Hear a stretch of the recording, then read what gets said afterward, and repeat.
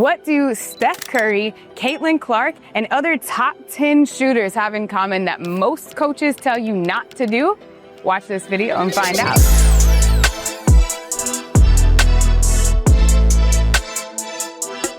My name is Brianna Joy Garza. I'm a professional shooting coach and the creator of the Shooter Shoot training system. And today we're going to talk about why the thumb flick may not be the problem that you've been taught it is. Let's get into it. Now, hear me out. I know this is an absurd thing that you're hearing a shooting coach say, but I promise you I have a Rolodex of reasons why. First, the purpose of your guide hand is only for balance, right? It's to balance the basketball into your shooting hand all the way until release. Now, there's a reason why I would say 70% of professionals use their thumb as their last point of balance instead of their entire guide hand. One kind of ties back to the myth of using your elbow in or shooting with your elbow in.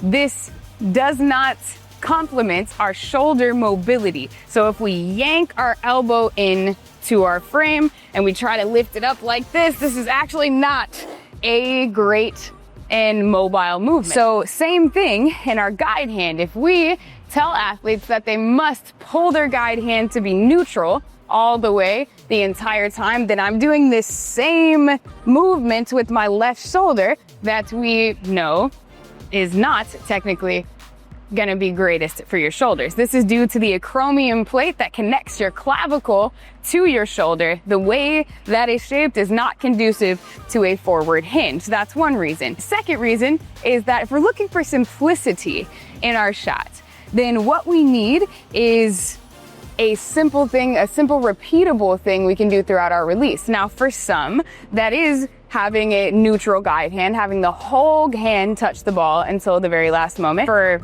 others, and I would say the majority of others, crazy, the most comfortable and simplest point of contact is by having a single point of contact on the ball all the way through.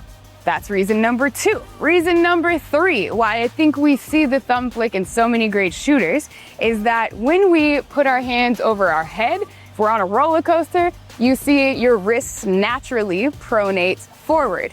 Same thing in shooting. If we shoot the basketball and our hands want to mirror each other and they want to pronate forward as our natural movements for hands overhead, then having a little bit of thumb action there is important. And so here's why I think the thumb gets such a bad rap. Because when shooters are young, they don't use their thumb for balance. They use their thumb to get power, to push the ball towards the basket. And that usually means they're not just using their non-dominant thumb, they're probably using more than that. They're probably using their non-dominant thumb, forefinger, and middle finger.